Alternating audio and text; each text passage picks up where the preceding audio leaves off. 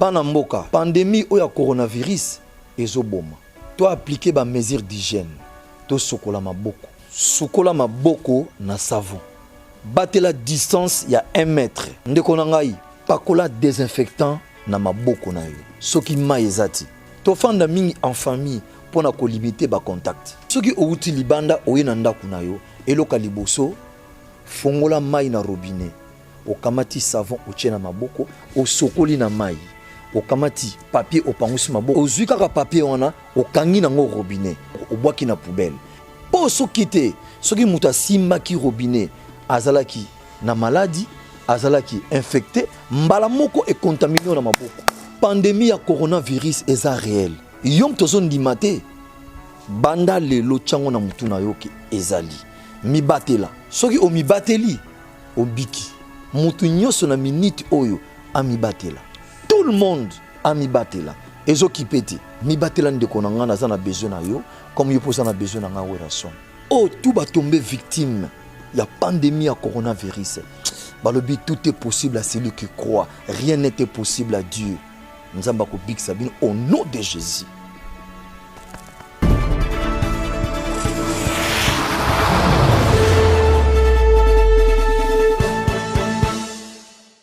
Bonsoir mesdames, bonsoir messieurs. Très chers internautes, en tout cas, vous avez la chaîne Nabino de Mbanza, London TV, avec Yemoko de Brino, original depuis Londres. Donc, on est là, toujours continuer à bosser, toujours continuer à travailler. Malgré le confinement volontaire, malgré l'épidémie, tous allés, tous à travailler pour nous faire nos plaisirs, pour nous avoir la réalité. Nous sommes les cas dans la ville province d'Abisso à Kinshasa. C'est vrai que Kinshasa a déjà touché, hein, comme déjà na plus de 100 morts, 123 morts et quelques blessés, ceux qui 8, ceux qui 9.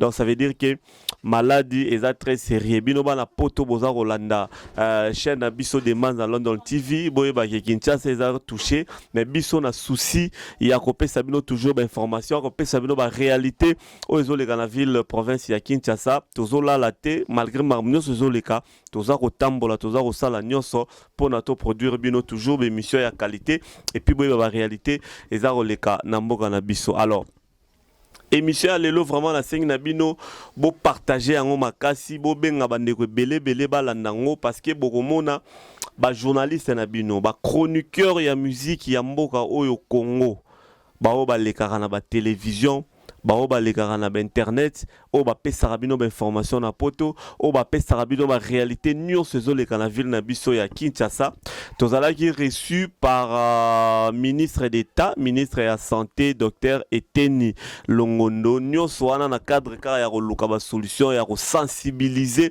po Kinshasa nde tembeleki makasi coronavirus c'est ça mais va msusu bazar on dit maté. Alors docteur Eteni ministre de la santé azo boule na ndenge nyonso pona ko convaincre batu ke malade ezali ba mi batela ayo okoya na biso ba chroniqueur à musique a bengisa biso na cabinet na ye na hôtel du gouvernement to kutanaki to sololina docteur Eteni Longondo ministre ya santé to échanger na ye to ebisie ba posa na biso ye pas présenter biso malade yango et puis constat o ezali tina lelo na o gouvernement azaro sala père au sala pour na ko éradiquer pandémie oyo ya coronavirus tozalaki biso nyonso ba chroniqueur à musique boyebi ba ya mami il est là ba Isaac Maï ba Hélène Kalema maman na Bianca ba Gisèle Fouyi ba Omba Potongo ba Frank Stemai obolinga pe mingi na potoko na Frank Stemai pe tozalaki na ya ko représenter ba journaliste nyonso ya en ligne en tout cas tozalaki vraiment ebelé ba Tony Koko Kuntwala ba Tito Mabwidi on était vraiment nombreux Gabana ba Sele Morata qui fondateur tozalaki na ye ba Doudou Montir en tout cas biso tout aux alaki bateau penda basala la succès à ma musique na émission na Kinshasa o basala la émission dimanche to kutana biso nyonso to ke o mona mo konzito so ina très bien. Alors dans retia ba commentaire mingité bon mona ba image wana nyonso ndenge zalaki ndenge ba chroniqueur bayaki ndenge ba fandaki ndenge ministre aye ndenge ministre solo lina biso ndenge pe ministre akei biso pe to bimi to meki pe ko sala interview na bilongi nyonso boyebi ya TV ya Kinshasa basala la succès na kati émission oyo na chaîne na de Mbanza London TV bokomona bango nyonso ba chroniqueur nyonso bolandaka bango bokomona bango ba pesi pe ba impression na bango par rapport ya ministre ya par rapport ya maladie oyo et puis te répondre positivement na appel ya ministre o ezali to sensibiliser pe na ba émission na biso qui maladie ya coronavirus, pandémie ya coronavirus ezali peza roboma. Il faut to sukola maboko mbalebele na désinfectant, mbalebele na journée photo à distance ya 1 mètre, il faut to za na bakashine, il faut to éviter marambebele. Mesdames et messieurs, na roloba mingi te na poto ba ke coronavirus na Kinshasa et koti to komi na plus de 100 morts, 123 cas et puis to za na ba 8 à 10 morts. Donc bolanda bato mayele ba journaliste ba chroniqueur à musique o ba yambela rabino ba leader na bino nyonso na ba wera ba JB ba Kofi ba Fali Poupa ba Ferregola ba Fabregas ba Bina Filé ba Ibrato donc o yambela ba le karma pas ba Félix Oazé quoi bango nyonso ba journaliste ba yambara bango mope bakoti marambo ya coronavirus na roloba mingi te bolanda yango na sengi na petite sœur propre Asta Balsomi mwana bien depuis Paris maman na Dylan na Dulcine alandango avec beaucoup d'intention na niveau États-Unis Murphy Balsomi motema ya Nadia Charme Balsomi bolandango na bana nyonso Fabiola Katie les autres bolanda émission na Yemoko de Brino original de Mbanza London TV, Gabi Mbuta, les grands Mouzombo na Dublin, en tout cas, Poto Mobimba, monde entier, Bola Dayango, et puis tout le monde après, pour notre désannoncer émission Nabino.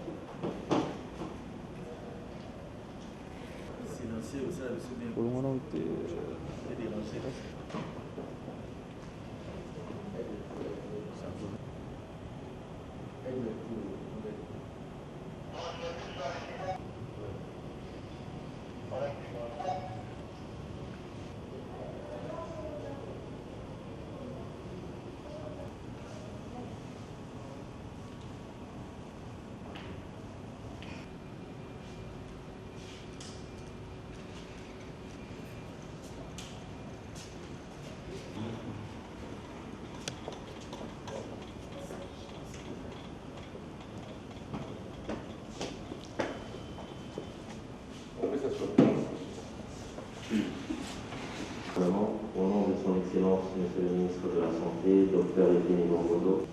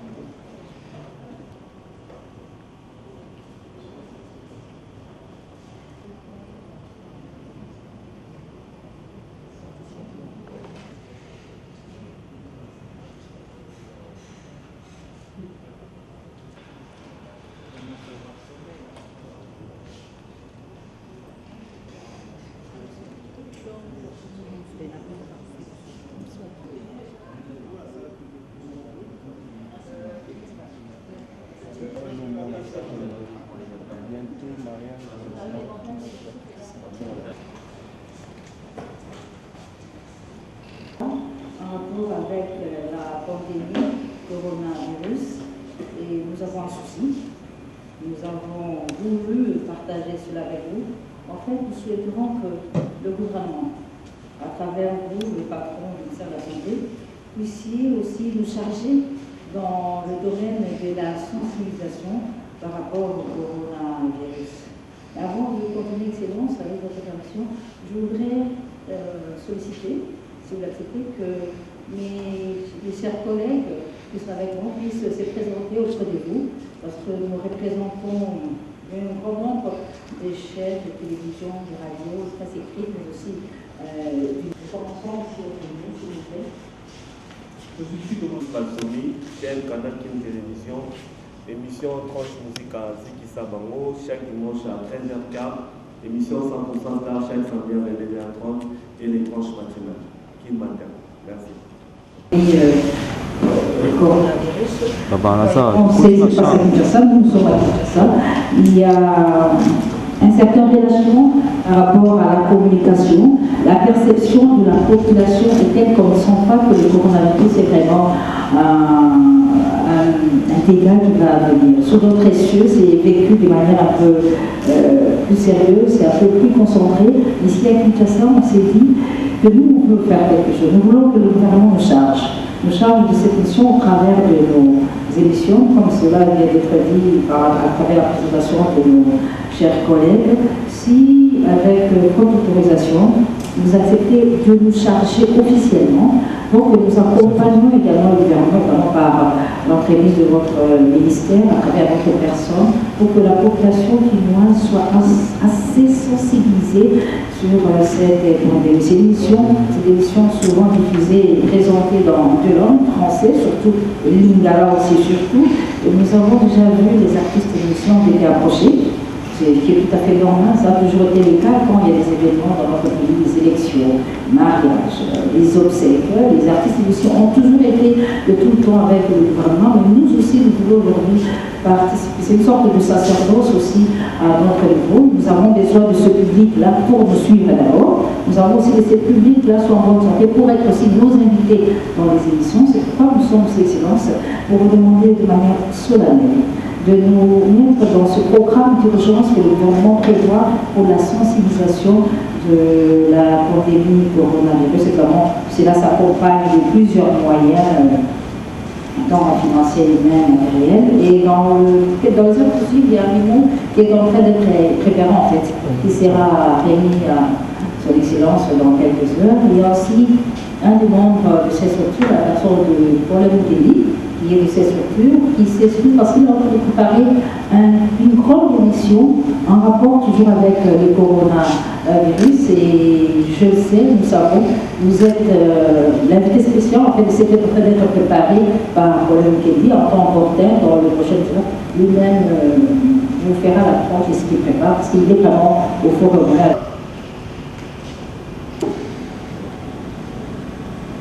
Buyambaka alanga nzembo mingi na émission na bino lobaki na lopoto nalobaki koza leader d'opinion parce que nayebi niveau ni musique culture eza considéré pour na mboka na biso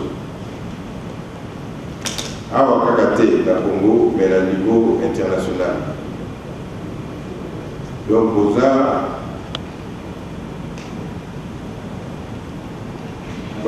outil, véhicule moko oyo ekoki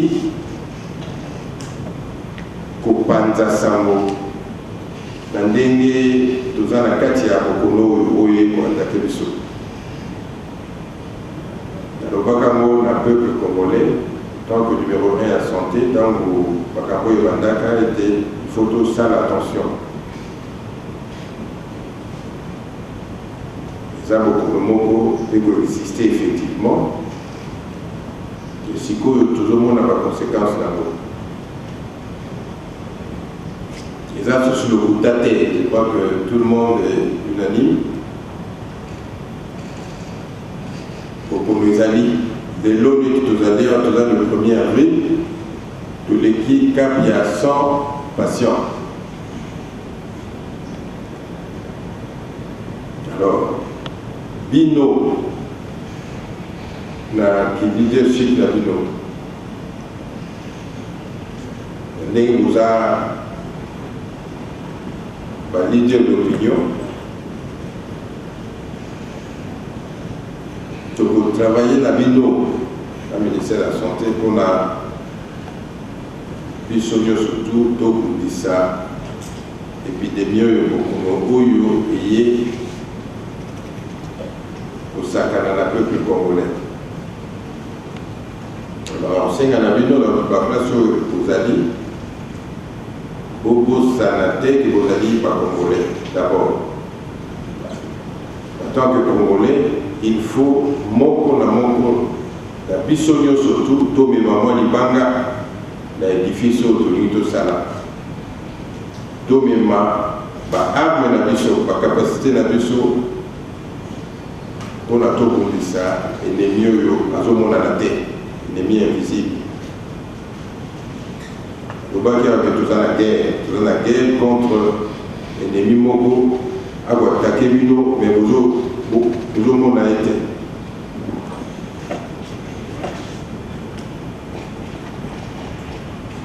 Bino, la micro na Bino, na écran, étant de c'est ça? Na TV de vous solliciter à pour la bino pour les message pour le peuple congolais et été au Konobo Isali et puis est respecté par recommandation Oyo Mokondi Amboka à Pesaka n'attend un message d'ailleurs et puis Oyo ministère de la santé a ça presque chaque jour. Dans 4 cas, il y a la sensibilisation, on a ça. Mais il y a une chaîne Mogo, où il va faire ça que le ministère de la Santé n'est pas la Bloussat. Alors, la chaîne Wana, je crois qu'il y a une émission de la sensibilisation. Et on a peu de Kanawana parce que chez nous, on a uniquement pour la sensibilisation 24 heures sur 24 dans la sensibilisation du coronavirus. Donc 24 heures sur 24.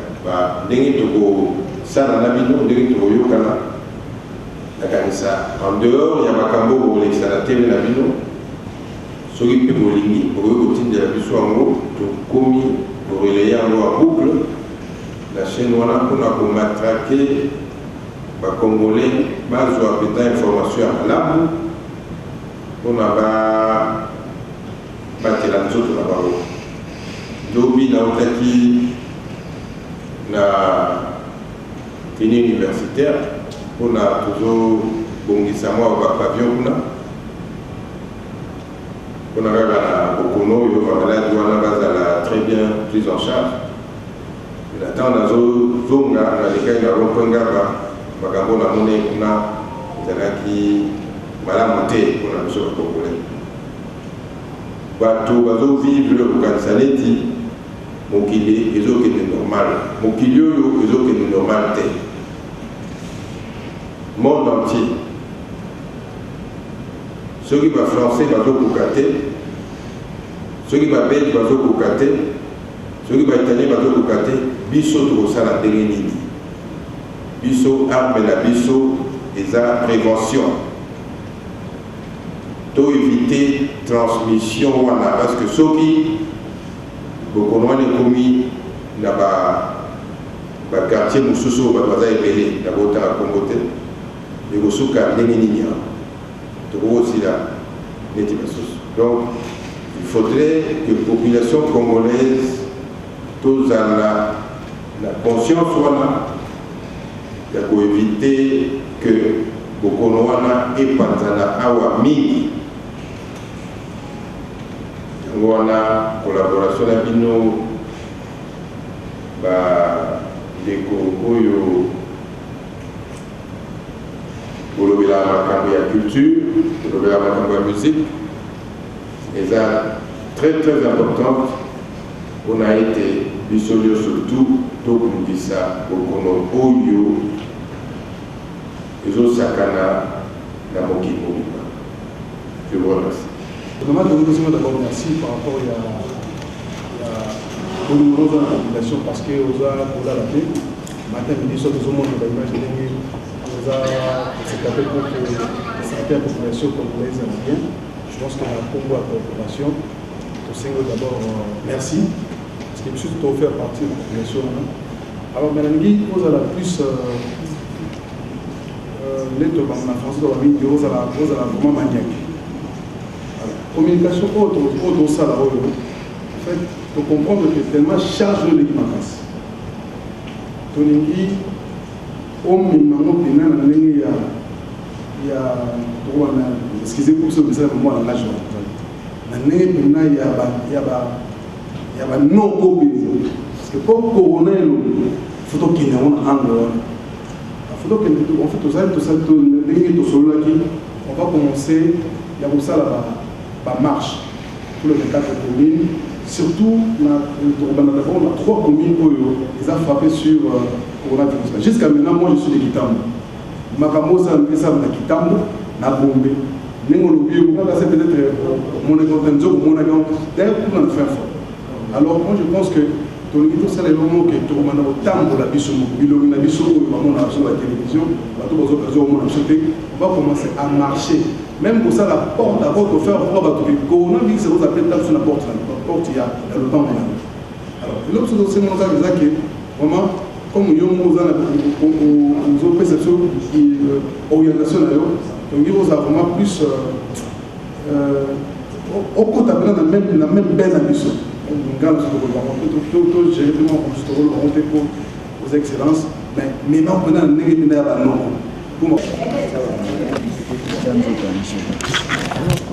Ça makambo mingi bolobi eza makambo oyo ya solo oyo peuple congolais aza kofaire face, c'est-à-dire nayoki babango balobi ya makambo ya manque d'information na kanluka.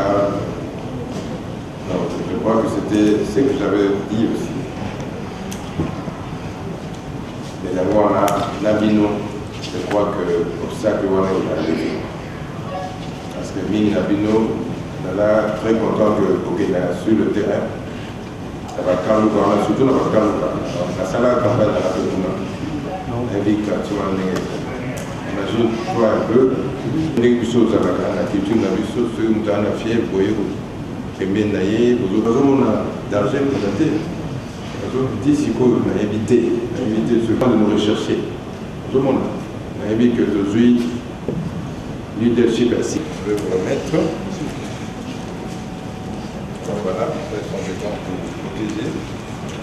Donc voilà, on se dit, musicien Bazoya, dans la ville, où il y a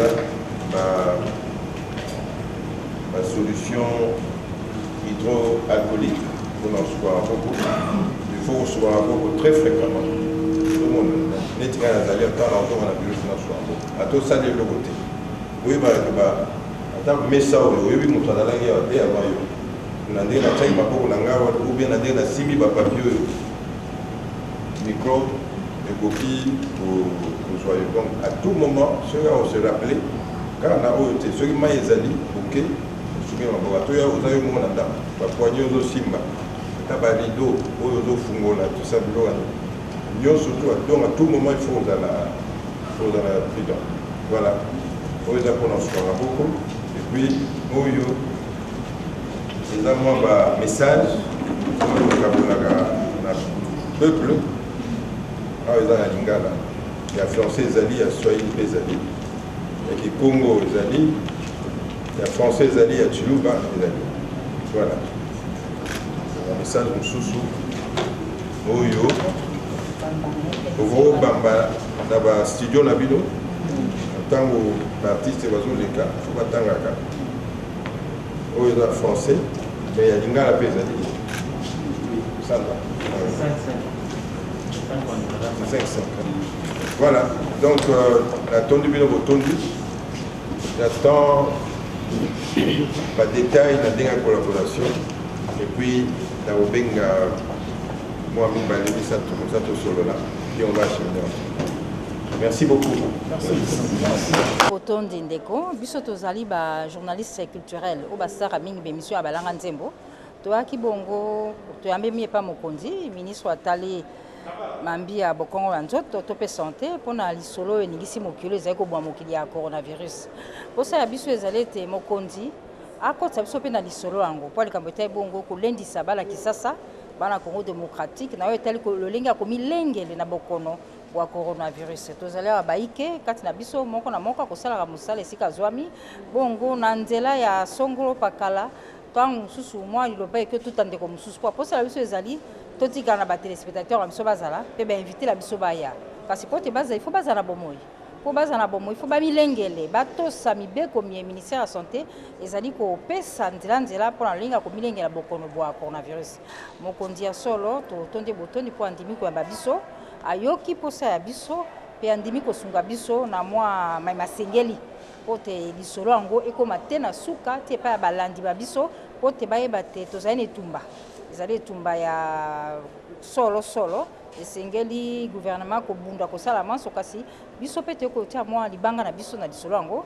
totia pe mokonzi ya ekolo maboko mpona kobunda kosukisa bokono wana coronavirus mokonzi ayambi biso na esengo apesi biso pe mwa bibundeli mwa bibundeli mwa makoki masengeli mwa ga mwa mafuta mwa mai sabuni po esika tosalaka tolendisa baninga tosalela pe yango mpona kolonga etumba ya bokono wana ya coronavirus. Talatina, tu as même pas mon conseiller ministre de la Santé, mon ganga était de Longondo.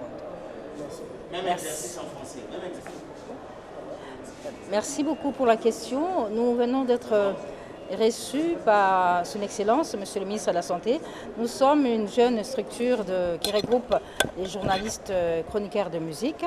Nous avons été reçus par le ministre de la Santé en rapport avec la pandémie coronavirus.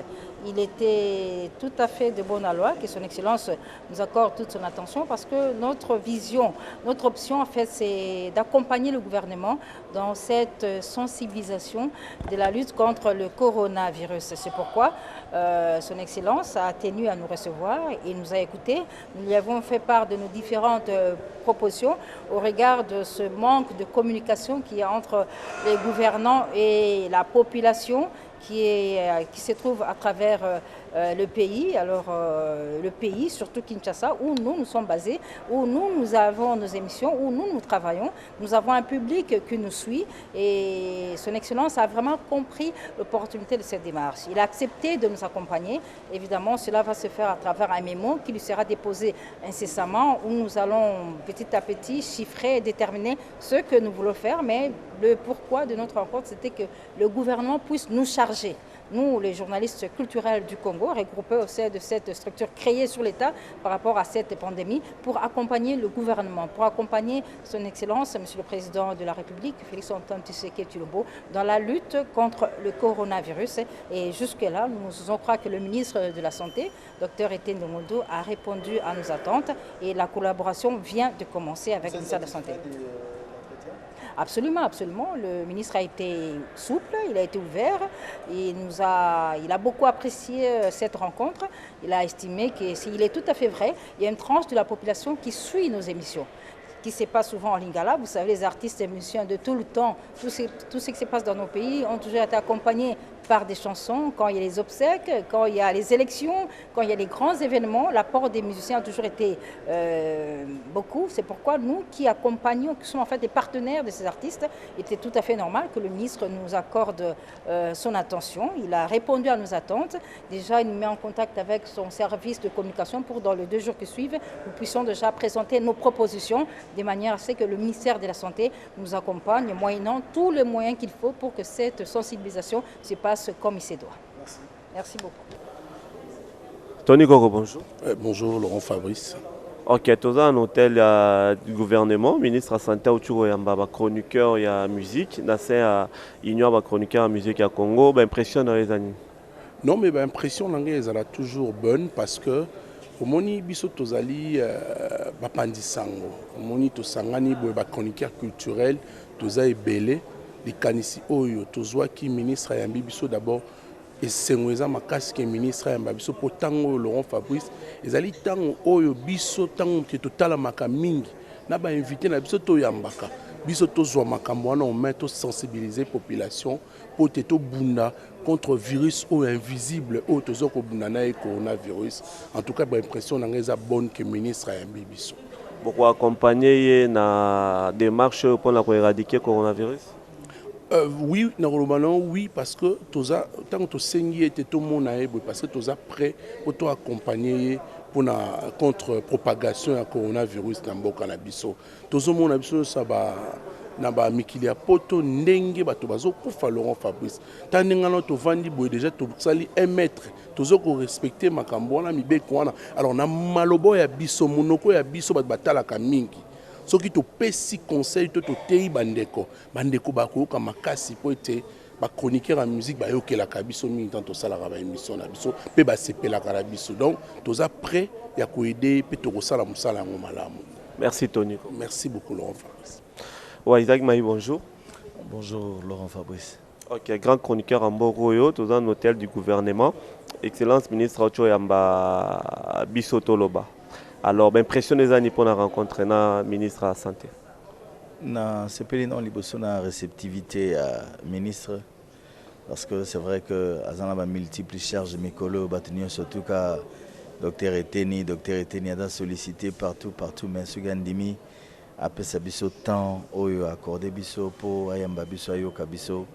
Je crois que ça déjà est lokomoko ya malamu et biso be fallait to profiter na yango na temps wana pour to commissaire déshydratant na biso souci na biso tozaki nango et pas ya ministre. Ok. Alors vous après à quoi accompagner ministre pour l'éradication il y a épidémie oyo pour na aura besoin nango sur la population. Tout ça vraiment prêt parce que c'est vrai les cambo ya coronavirus c'est ça les cambo ya l'autre été les cambo na bisonio surtout parce que ce que considérant que les cambo ya l'autre azara camarade ya l'autre là azara camarade ya leki na ye ya nani oyo leki ya nani azara camarade ya copine ya nani copine wana akwe donc ça dit que tout ça un cercle vicieux moko so yo considérer quand que les cambo ya l'autre là mais yebaga iko kende pas l'autre là ti ko ya ko rattraper un jour ce que vous rattrapez et pas il y a moi si na yote soit pas ya mwana na yote tam ce ko rattrapa ka yo et pas ya ndeko na yo moko bien ami na yo moko koza la musika. C'est pourquoi nous devons prendre conscience de cela tous en à faire na biso moko tous s'approprier na yango puis to yeba ndenge ni to ko bunda nango. Le chef de l'État l'a dit, partout au monde on le dit que la guerre, il faut pisonner sur tout le guerre contre le coronavirus. Merci Isaac. Vraiment en tout cas, on a remercié le micro. Du maréchal, bonjour. Ouais, bonjour. Laurent. Dans un hôtel au gouvernement, ministre Ocho Yambabino, impression des années. En tout cas, d'abord, un remerciement et pas excellence, le docteur Eteni, pour la charge nous faisons Mikolo Oyo. Oui, toujours bunana ennemi mort invisible. Mais Andy Mako Yambabiso, chroniqueur de musique, te remercier à toi. Et puis, totalisa qui est souci nabiso, yako sunga gouvernement Mobimba à travers le ministère de la Santé, la sensibilisation, la campagne de sensibilisation au balansaki pour que biso to relayer ngo, to komisango pesika oyo tamsusu bango. Vous êtes prêts à quoi accompagner? Oui, en tout cas, tout ça prêt. La force à persuasion au peuple, aux téléspectateurs, donc tout ça prêt à accompagner le ministre dans la campagne de sensibilisation pour vraiment Covid-19 ezali. Tomiko Sarate ezali. Merci. Okay, merci. Alors Jordan, presse écrite, prêt à accompagner le ministre de la Santé pour l'éradication du coronavirus. Évidemment, l'heure est grave, comme a dit le président de la République. Nous pensons que chacun, dans son secteur spécifique, a l'obligation, parce que c'est impératif, nous devons participer au combat. Donc c'est déjà la guerre biologique, sanitaire. Donc moi je pense qu'avec ce que le ministre de la Santé nous a donné comme axe d'attaque, donc voilà l'occasion maintenant nous est donnée, en tant que journaliste, de s'engager pour...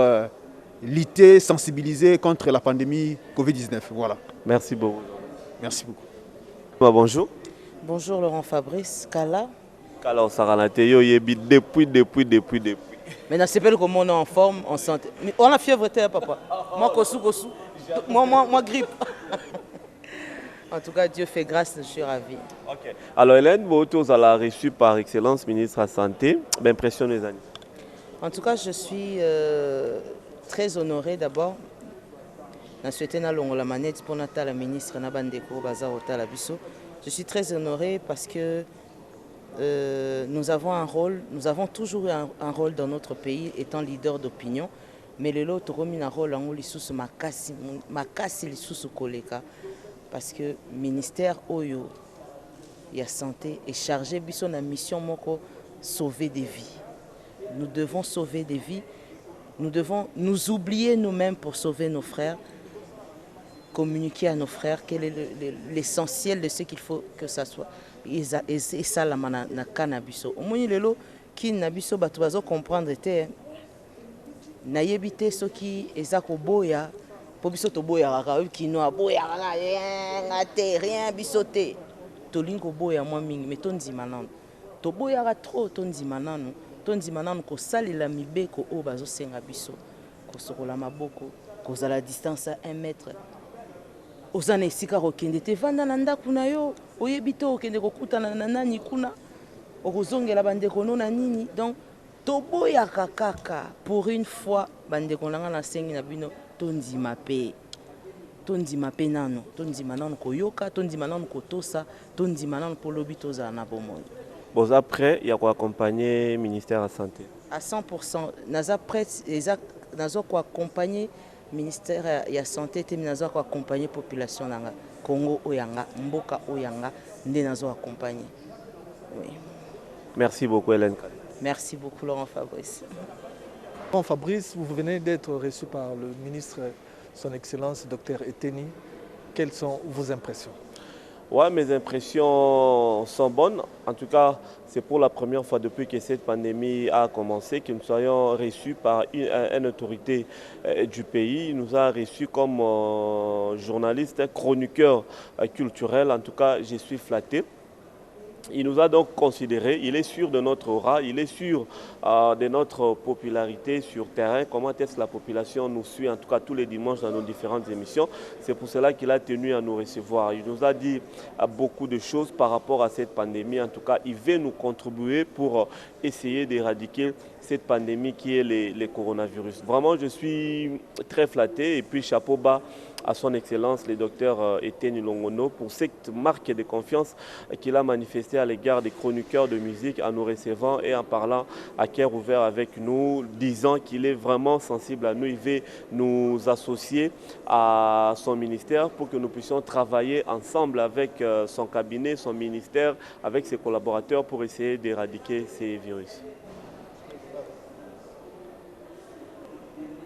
Laurent Fabrice, Baotiko Yambabino par excellence, Monsieur Dr Eteni. Boyokani Boni Bosololi Ndengeni. Merci beaucoup, Dr Ayambi Bisso, ministre de la Santé. Il faudra dire que depuis Marambo et Bandi, les Ambala Liboso, autorité Moramboka, a considéré Bisso chroniqueur en musique Ayamba Bisso. Donc, ministre de la Santé Ayambi Bisso, Tosololi Kitoko, a manifesté les Bisso vraiment des jours qu'il a besoin de Bisso pour contribuer dans le ministère pour éradiquer la pandémie de coronavirus. Peto Ndimi qui est accompagné à travers les médias Nabiso, à travers les missions Nabiso pour sensibiliser la population davantage au balandara des missions Nabiso, baye baké coronavirus et zali pesa robom. Tout mon Thierry, bonjour. Oui, bonjour. Alors, bonjour aux ministre de la Santé pour na marambo ya coronavirus. L'impression que vous avez beaucoup de excellence. Obi ndenge ministre do banga corona. Il a qui singa bina que corona ezali. Parce que ministre même photo de famille aboya boto kangata bi photo respecter 1 mètre.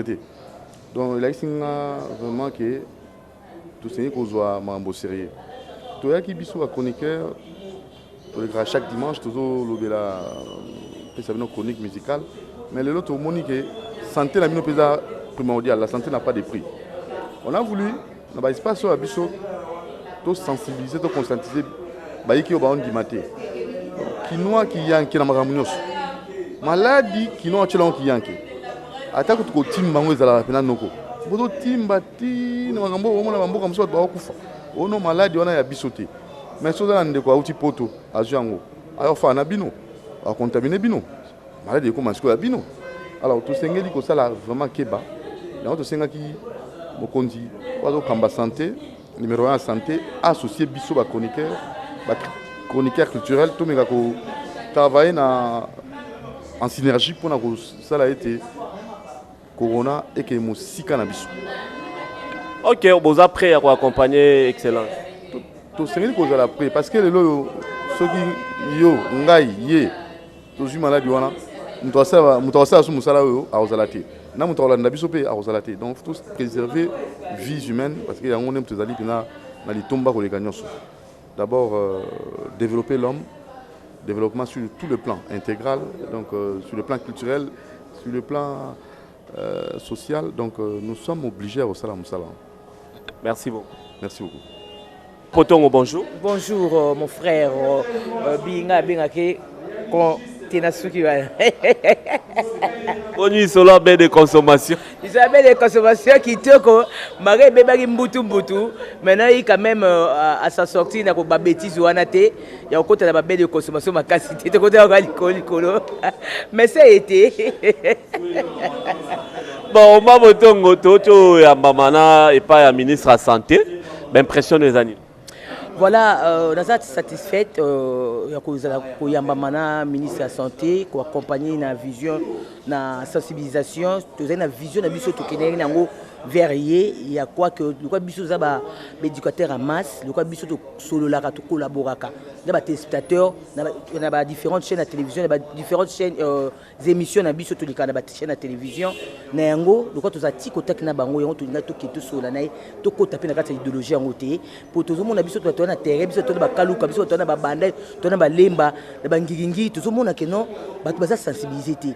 Nous avons des mananda qui nous cache mais nous avons aussi dans la boca azoka moyo mais de kovani les frères nous nous expliquer mais comprendre et pour le coronavirus exacté et coronavirus exacté pour le Covid 19 existe ils ont existé il y a une malaria typhoïde na banyama il y a une ngote donc on va nous expliquer zo na ke mutu ezo kote zo bima yango to ngate likambo to zongo biso moto to ko zo charger et likambo na biso moto yango to ngato ke pas na to sola mais merci na ye parce que ayoki biso ayoki mbela na biso pe alobi to accepter to accompagner par rapport à cette civilisation. Vous êtes prêts à accompagner le ministère de la Santé pour l'éradication de l'épidémie? Bien sûr, je suis prête parce que c'est dans 5 ans déjà sans que tout bango bayeba. J'ai les images puis dans le côté na Op TV na chaîne na YouTube et puis dans ce dimanche dans l'émission numérique télévision dimanche par rapport à Romona Kaluka bayebi Covid 19 té. Kaluka bat ba otambola ti lelo likola matiti makolongulu bana 9 ans 8 ans. Et ma monsieur kitainga pour nous remonter bongo na période où Kaluka est entré moko sorti moko population mo eza wana na niveau mo zéro mais baza to benga ba immaturité mais baza ne informé té baza sous-informé ya koyeba ke Covid ezobuma ba tunga binanga yo moni déjà bembe ba ila biso bibemba la biso bibembe bato ba pesa sona ba adresse pesa ba corona bato ba kufina coronavirus poto ke kotala pona bango bazaka na tembetis ko ke coronavirus ezate ya ibi malaria na typhoïde na banyama donc maladie on ba ibi miset na Kaluka yango wana muti keza bomba retardement et en plus bourgmestre na moment ya côté na bango nani député atiaki juste ba cantine à Maya Roscambo na chaque rue pour ba on est ba quartier 1 quartier 2 quartier 3 ce que atiété bongo que bana ba sokola lilala na kati cantine na sokola lilala lindarine pe savoir que sokola ya désinfectant batie muta croix rouge na pour protéger pour ba yibate tata deke bat bana niveau ko yiba na savon nous sommes à niveau ya batu ndé population de bazana wana Kaluka niveau batu ndé bazana un peu esprit ça vraiment ya semingi de to benga ba petit peuple na biso na faut quitter le terrain Gombe eza ne babika Gombe eza zone rouge na coronavirus mais Kaluka eza bomba retardement na coronavirus parce que bayibi ko se protéger té muta Gombe yo ki français même lingala bozo lobate pe tozo senga bande wazo loba na français mi baloba na lingala polingala petit peuple ne ba Kaluka ki seso kuna na suka bana chango kuna malueka babibwa kuna bazana besoin vraiment ya ko sensibiliser na lingala s'il vous plaît tout le baron na lingala ta yo le bara français na émission na musique lingala veste mina cravate le français le bel absolu lingala tout a besoin de petits peu bende et yo ka français na bomba to ya ma ministre de plateau na yo voilà merci beaucoup c'est moi qui vous remercie. Bonjour. Bonjour. Alors ministre de la santé Otugo Yamba biso na cabinet na ya Musala ben impression ezali. Bon ba impression na ngeza déjà bonne parce que la kisi que a lingia travailler na mutu nyonso pour la sensibilisation il y a maladie oyo et tozala mona ngona musika autrefois tant omona o bat bakufi na Chine tobiza musika toteka Chine continent wana eza musika Asie koko matina Afrique surtout na Congo tomona kiango on dirait ezali mais tant que bandi kokita et continent Europe et awa pe na Kinto qui déjà to komi na 100 plus de 100 cas il y a bateau baza déjà atteint na coronavirus oyo et sali biso ko banga komona bibembe koyoka pe ndeko moboye baki akufi en tout cas sali ko banga yango biso bandeko ba chroniqueur to yaki pas ministre to accompagner yep parce que toza na posa te to perdre ba téléspectateurs toza pe na posa te to perdre ba invité c'est to perdre ba téléspectateurs to perdre ba invité na éviter ceux qui tina émission ngwe koza wapi yango toza na posa to sensibiliser bandeko nyonso bazolanda biso balandaka biso que maladie oyo eza vraiment awa na kati ya Kinshasa. Ondimi boza prêt à accompagner ministère de la santé. Oui, toi prêt à accompagner. Donc de yo moko eza sous likambo te ko tala soni eza likambo nde ya mutema. Po na mikili ya poto to ana ona bato. Ah pe na Congo to ana bandeko na ba commune nyonso bazaka zalaka na kina. Alors toza na posa te to perdre bandeko na biso. To boyi matanga na Congo. Yango to ndimi ko sensibiliser pe bandeko bayoki information te au travers ya émission na biso bayoka. Merci Michmi. Merci. Oh. Bonjour Frank Steman. Bonjour mon ami Laurent Fabrice. Abis succès à Rosaranate na YouTube. Ngolo Nzambe na musala yo ebito bandi lito bandakala quoi donc toujours continue ko ça musala notre comité to continue ko bunda. Voilà alors, Excellence ministre Santé Ochuro Yambabiso, yo au représenté Batus Basalara presse en ligne, hein, internet, tout ça. L'impression les années par rapport à la rencontre na Bissona ministre. L'impression les allait très bien parce que le ministre a été très réceptif, très humble, très ouvert pour la Bisso chroniqueur culturel en général. Et puis après si mutu parole la tiki temps mutu peut s'exprimer mutu exposer y penser concernant la lutte contre Covid-19 et vraiment j'étais très satisfait et puis très content il y a vraiment que tout ça quand même le ministre Lelo bazo koyoka quand même bato parce que oui depuis tout ça na mboko ce que mon faut sur un ministre il faut aussi maintenant soutenir Nzambe mais Lelo quand même après cette occasion là. Et puis mutu a lobby au azaki dans notre manae ils ont contribution à biso pour lutter contre la pandémie ils ont ravagé le monde. Alors vous après surtout la presse en ligne obino mosala la émission mingi na YouTube vous après à accompagner ministre. Non mais les cambo virus coronavirus ils ont épargné mututé surtout biso lelo to komi benga ba leader d'opinion parce que toujours derrière biso on a bateau toujours encadré tu as peine bateau balandara biso toujours na bateau bayoke la biso alors ceux qui te salent quelque chose c'est très dangereux pour na biso moko et puis pour na bande na biso en général donc tout le monde doit mettre la main dans la pâte pour lutter contre ce virus oyo ezali quand même quelque chose tout le monde en est loin ceux qui les lo et ça la biso na ça na Espagne na Italie na États-Unis na France il y a biso la plus grave donc il est grand temps to soit conscience parce que problème toi on a beaucoup na biso pandémie nous to comme ko compter ba mort mingi té jusque là je crois les gars de 100 de 100 fait ba mort 100 cas plus de 100 cas mais 100 cas enregistrés mais 8 morts jusque là donc tous en alors armée à ma casse à lutter contre propagation ya virus sur les ali communication mais na yonanga to bi que déficit de communication za makasi na niveau de la population. Donc, il est grand temps, 100% star est à la Maramaka, si Ziksa Bango, émission Nabiso Maka, c'est à la Maka. Il faut toi associer Laurent Fabrice pour téléspectateur à la radio chaque jour et puis la tranche matinale à la radio. Il faut l'oba, il faut penser à Sangoana et surtout que le ministre doit déléguer la population na bateau balinga radio, c'est très important. Donc, Bissonion sur Laurent Fabrice, la stade Tozali, il est grand temps. Une fois que tu as distrait, en tout cas, tu as vivre, tu as française au Kanga, donc ils ont épargné mon douté et surtout que Mokonzambo Kaloba qui est allé guerre moko non conventionnelle. Ça veut dire que tu éviter toujours bundana nani. Mais tu bundana et coronavirus à mon en raté invisible. Donc tu allé vraiment tu allé obligé il y a que il y a armer encore davantage moyens de communication pour que tu aies un peu aider la population et tu misunga biso. Pardon, question moi curiosité, yo za ina concert à Fali Poupa et puis ba lobby ba te belé ba ina concert ba qui affecté. 14 jours na kokité. 20 000 personnes au bazana à Bercy. Bon, ex-Bercy, actuel hôtel Accor Arena. Nous avons 20 000 personnes qui sont répertoriées. Donc, bon, il y a beaucoup d'artistes Fali Poupa. Asana corona te. Donc, on est allé tout le monde cambo à la. Robin n'a pas dans voilà, tout le monde cambo à la quinoiserie pendant que le cambo est sérieux.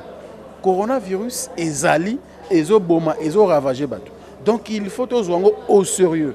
Raison pour laquelle tous os senga biso ba professionnels et médias tous s'impliquer davantage. Vous comprenez? Ceux qui ont lobby bateau ba oyoka. Mais les ont dit, namoni Isaac Maya soulevé le cambo ya parrain nga moko. Un artiste comédien. Donc, allez, la douce, voilà. Donc, ils ont dit Kambo et Moutouna Moutou comme mais là Congo Bololo, sangi sango na mafuta mbila. Et comme Moutouna Moutou nani, te soko meli oche pomade soki fixe nini léopard na mbebo awa coroné ko yete soko donc Moutouna Moutou cette information selon yé. Pendant que le gouvernement tient biso ba règle d'hygiène oyo il faut respecter, bato ba ko respecter ngote. Ba préfet balanda oyo bazo yoka de bouche à l'oreille. C'est très dangereux. Alors Moutouna ko Laurent Fabrice. Isaac Maï, Yamami il est là. Bandeko tout ça awa surtout bito s'impliquer et tout le monde quand même que moi message qui n'a pas appelé loin parce que il a suivi na yebiti na plateau de Bateke et c'est quand au ministre ça comme tweet na yebito tanga ngote. Donc il faut implication, il y a biso ba chroniqueur de musique et surtout encore ne plus au Yambineti par exemple, yo Yamba star mingi. Yo lobby star wana lobby. Aujourd'hui bandenga osana mito ya bato. Donc il est important Laurent Fabrice to longola des informations na mito ya bato, to côté information aux vraies. Merci Franck Stéphane. Merci Laurent Fabrice. Gisèle Fouille, la douceur. Bonne. Ça va Laurent Fabrice.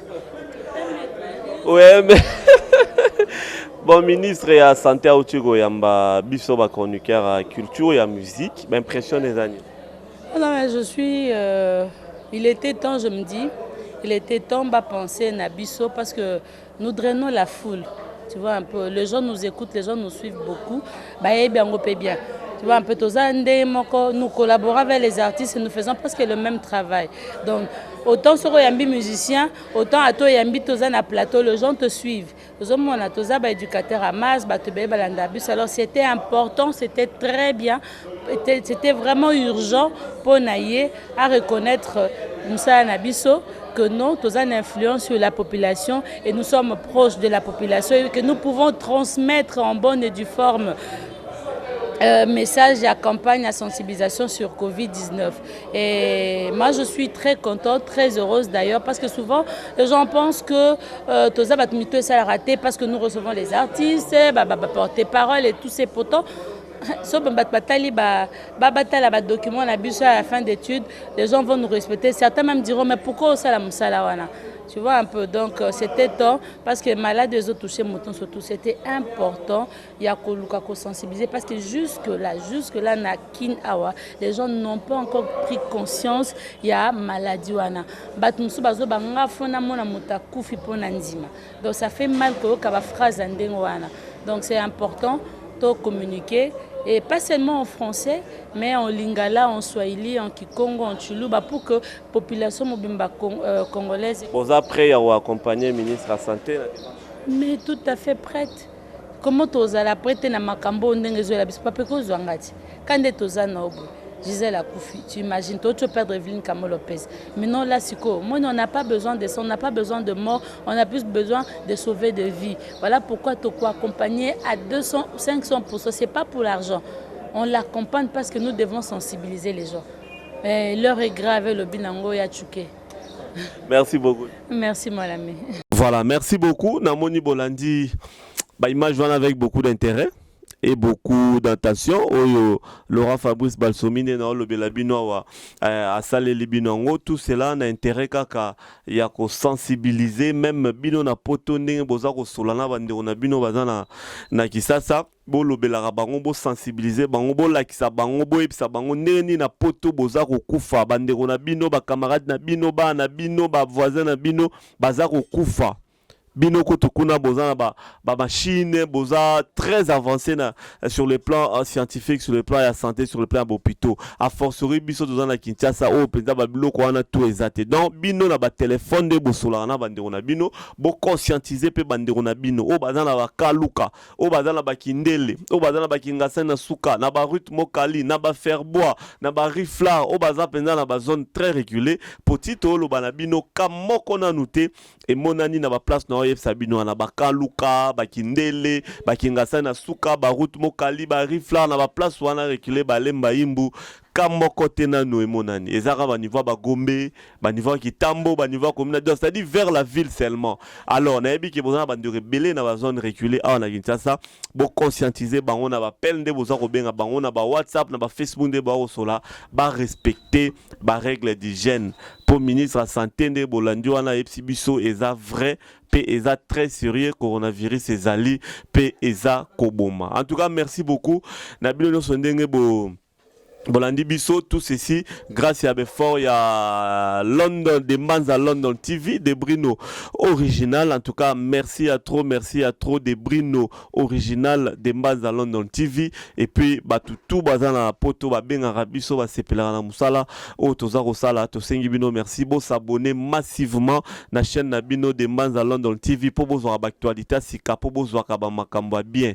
Pour mutu sur la binaza mutu et bébate mutu ningana tena si bolanda rabe mission nyon sur Laura Fabrice sala rabe mission penza ya correct que parents rotala maman rotala nani rokotala biso ba biloko ba buzo ba obibino boyebi ke ba sala résoudre ba bezebele biso to akuna te biso to sala buzz mais dans les vrais na ligne droite na ndenge penza ya logique pour batu nyon surtout bazala ndenge mokote asta balsomi bambo tebele skozali merci balsomi pe bambo tebele na site okutana toujours na chaîne Abino de Manza London TV. Merci beaucoup na grâce Masamba wazagi na biso na caméra et puis azo monter azo sala maramno surtout ndenge zali awa to pesi bino merci mingi to sambela bo sambela pe pona bandeko na bino bazana Kinshasa na ebige pandémie oyo ekoleka nango. Merci beaucoup. Beko, pas ambassadeur de la paix, c'est mon rôle. Il y a encourager tout, bazo contribuer, bazo ko pesa na bonne foi pour na ko aider peuple congolais. Ata bazo lingomo na nate, ngaso na zueko na ko pesa yo, merci. Bana mboka. Na libi nzamba batela biso. Toza na temps moko difficile. Pandémie oyo, monde entier les a battus. Ba grande puissance bazo kokangote bon biso ba oyo to kucha tete pona nini ba rubia to saobika nzamba ko bikisa yo to respecter comme mibeko et puis to la protéger par le sang de Jésus. Merci beaucoup.